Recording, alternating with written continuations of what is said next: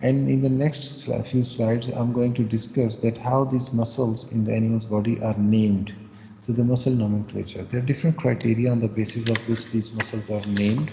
So before discussing that, I would like to explain a few terminology about the muscle structure. So the muscle has two ends.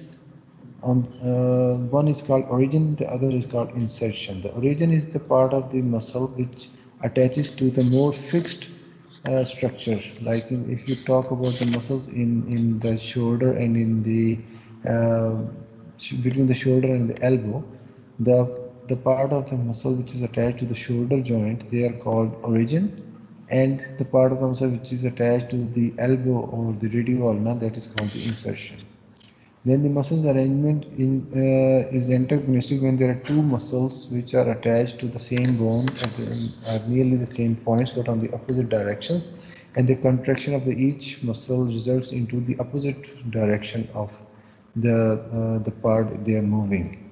Synergistic arrangement is the type of the arrangement where the two muscles are attached in such a way that their collective contraction results into the movement of that part of the body.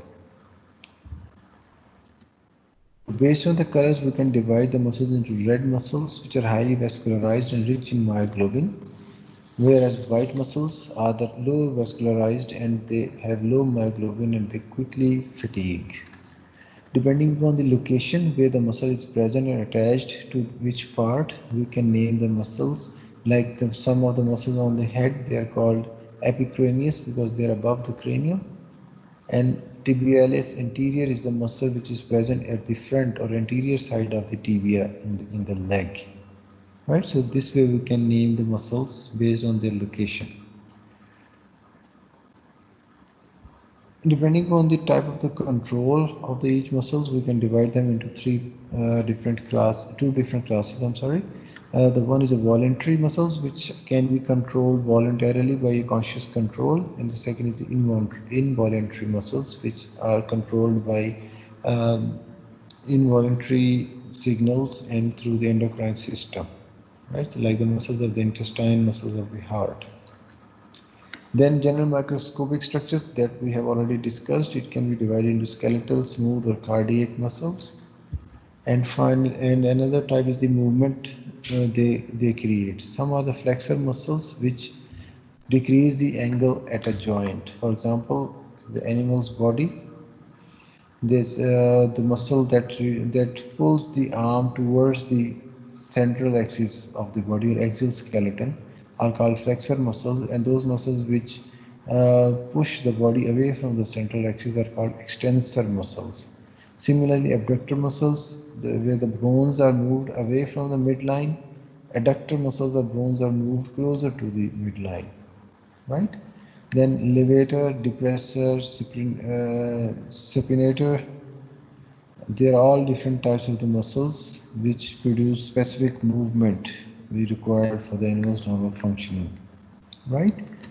So based on the shape, you can you can name the muscles by saying them they are if they are circular, their name would be orbicularis oris. So this is the muscles around the mouth opening. Similarly, if they are convergent muscles, they have the name accordingly: pectoralis major. Some muscles are parallel muscles where the fibers runs always parallel.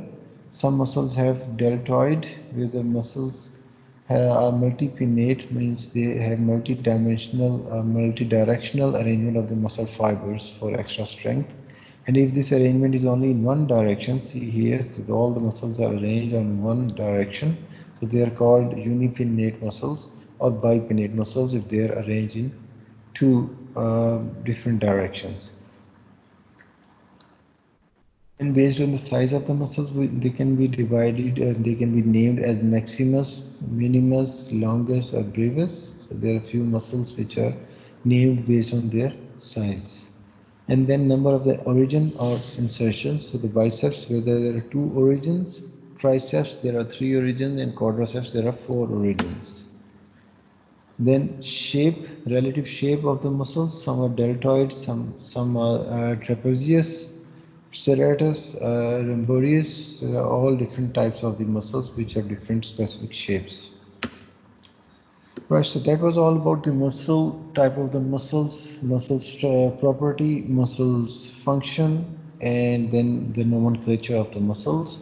So in the next lecture, we will be discussing the basic structure, and then we will see the structural and functional unit of the muscle, what is its components, how it is formed, and then what type of the proteins are involved in the muscle structure, and finally we will see the sliding filament mechanism, that is how the muscle is contracted. So till then I will say goodbye to you.